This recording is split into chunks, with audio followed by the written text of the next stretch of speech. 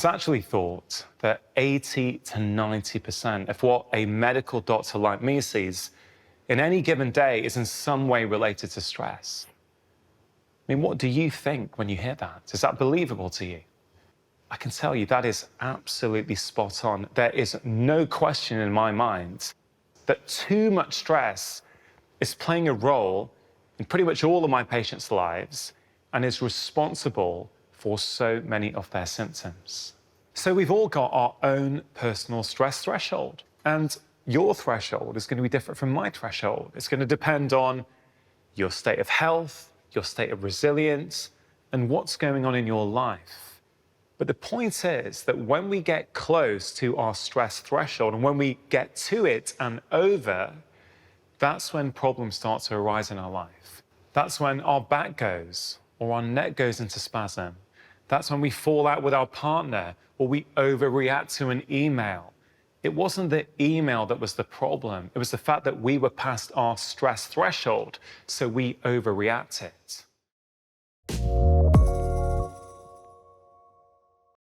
Over the years, one of the most helpful concepts I've come up with to help explain the impact of stress on my patients is something that I call micro-stress doses, or MSDs. So what is a micro-stress dose? Well, micro-stress dose is a little dose of stress that, in isolation, we can handle absolutely fine, no problem. But when those micro-stress doses, or MSDs as I call them for short, start to mount on top of one another, they start to build up, and over time they get you closer to your personal stress thresholds. Let's imagine one of my patients, a 50-year-old man, okay, working too hard, getting back from work a little bit too late, and feeling stressed in the evening. So they stay up late, watching some telly online, having a few drinks, and before they know it, it's midnight, and they think, wow, I should probably get to bed. I've got to be up tomorrow morning at 6:30 for work. Okay, I don't know if that sounds familiar or not, but it's a very common story that I've seen. Now, let me illustrate to you what I mean by micro-stress doses. So that chap is lying in bed in a deep sleep, and at 6:30 a.m., his alarm goes off on his smartphone. That jolts him out of his deep sleep. That's MSD number 1. He looks at it and goes, oh, man, I'm tired. I want a few extra minutes. So presses the snooze button, puts the phone back on the bedside table. 6 minutes later, the snooze button goes off and wakes him up again, MSD number 2. Then he decides to pick up the phone and quickly go to his email inbox and sees 3 work emails that he didn't answer the day before and knows, oh man, I've got to get those things done before I do anything else today. I should have got it done, MSD number 3. Then he maybe scrolls onto social media and sees a negative news headline about the state of the world, MSD number 4. Then he maybe goes onto another social media platform and he sees that someone's left a nasty comment on his latest post, MSD number 5. Then he looks at his watch and realizes, wow, I'm going to be late for work now, so rushes out of bed, MSD number 6. And I could go on and on. The point I'm trying to make, though, is that for many of my patients, before they've even left the house in the morning to go to work, they've already accumulated 10 to 15 micro-stress doses. That's a big problem, because what it means is that you have now moved closer to your personal stress threshold. Let's imagine you woke up feeling calm. You're miles away from your personal stress threshold, which means you've got lots of headroom to deal with all the stress that is going to come into your life during the course of the day. But if you've already accumulated 10 to 15 hits of stress before you've actually done anything, it means you're closer to that threshold, which means you haven't got much headroom left. It's not going to take much stress in the day before things start to go wrong. And that's why I really try and highlight to people that that email you overreacted to probably wasn't the email. It was the fact that you were close to your stress threshold.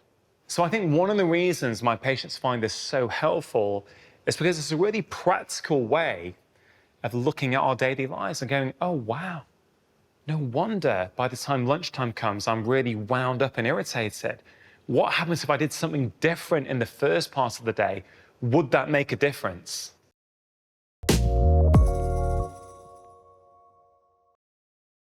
The one thing that I found really powerful, both in my own life and for many of my patients, is the act of writing. You see, for many of us, a lot of the stress in our life comes from what's going on inside our minds. Worries, anxieties, rumination, overthinking, wondering, worrying about what we did the day before. And a lot of the time we do nothing about that. We carry on with our day. We don't process the contents of our mind, and so it builds up stress.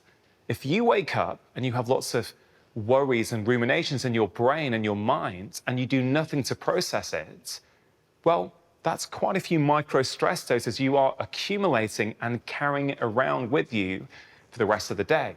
And that's where I think writing can be so powerful. Now, you may have heard of the term journaling. You may have friends who journal. You may have read blogs about it saying, hey, journaling is really good for your mental well-being. And it is. And journaling is basically the act of writing. And why I'm such a fan of journaling, why I do it regularly in my own life, is because journaling starts to create a space between your thoughts and your actions. And in that space, we start to make better decisions. We start to feel calmer. We start to gain perspective on so many different aspects of our lives. Now, journaling absolutely does not need to be complicated. So I'm going to try and simplify this process as much as I can for you. Now, the simplest way to journal is what I call free-form journaling. Let's say you wake up in the morning and make yourself a cup of tea. You just sit there and you just write for 5 minutes. Anything that's on your mind, you just write down on a piece of paper or in a journal. Now, that can be so powerful for people. Now, just remember, you're not writing to show anyone. You're not editing a book manuscript to show to your editor. This is for no one else but you. You just write things down. And what's incredible, when people start to do this, they'll often report back, wow, I've done this for a few days, and there's 3 big things in my life that I was worried about that I had no idea. And that's the power of journaling. You basically get these thoughts out of your mind and literally put them down onto paper. You're basically clearing your mind through the act of writing. So that may be a style of journaling that you want to give a go. Now, some of my patients find that too open-ended. They prefer a little bit more structure. And so a few years ago, I created an exercise that I call the 5-step release for some of my patients, particularly those who struggle with anxiety. All you have to do when you have a bit of time, and I think first thing in the morning works really well, is you just answer on a piece of paper 5 simple questions. Number 1, what's one thing I'm worried about today? 2, what's one thing I can practically do about it? 3, what's one reason I know I can probably handle it? 4, what's one reason it probably is not going to be as bad as I think it's going to be? And 5, what's one upside of the situation? Now, it honestly takes 2 to 3 minutes to do that exercise. And for some of my patients with anxiety, it's been absolutely transformative. Why? Because it gets those thoughts and worries out of your mind and puts them down on paper in front of you. So you can calmly assess, you can have that newfound perspective. And that's why I think journaling is so powerful.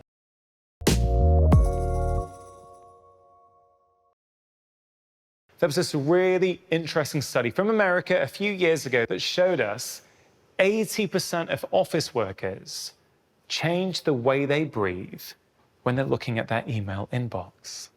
Isn't that incredible? We change the way we breathe when we're at work, when we're feeling stressed, when we're engaged with something. You see, breathing is information for your body. The way you breathe is often reflective of the way that you're feeling.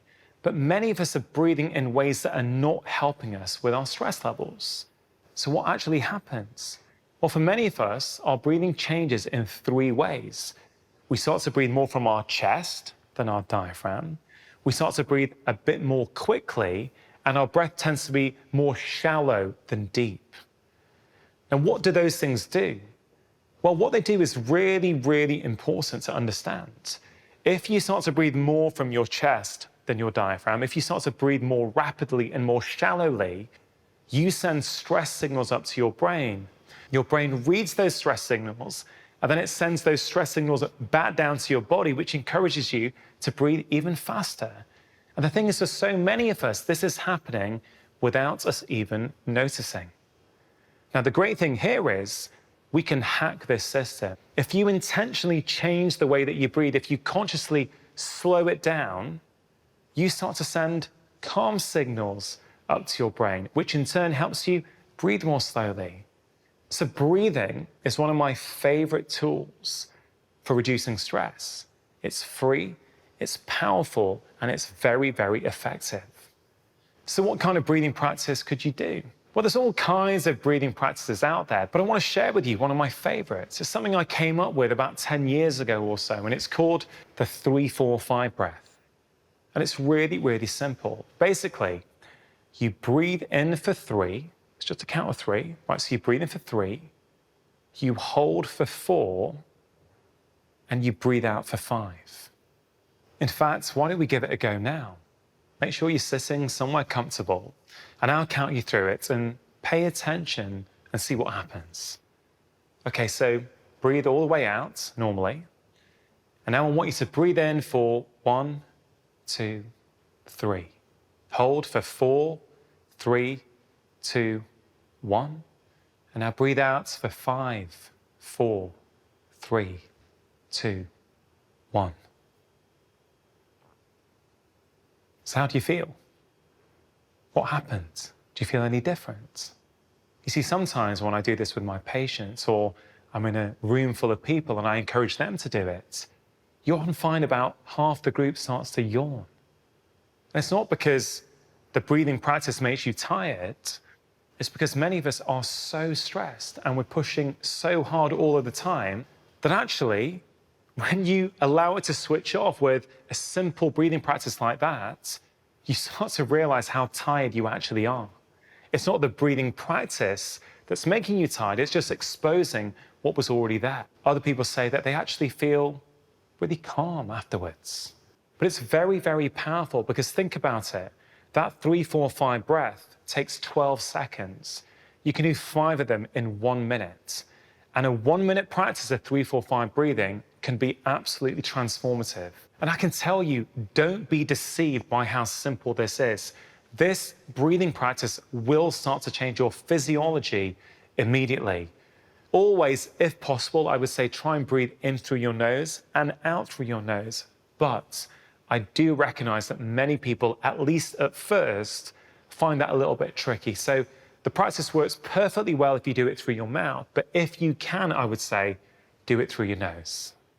The key thing to remember is that any time your out breath is longer than your in breath, so we're breathing out for 5 and only breathing in for 3, so your out breath is longer than your in breath.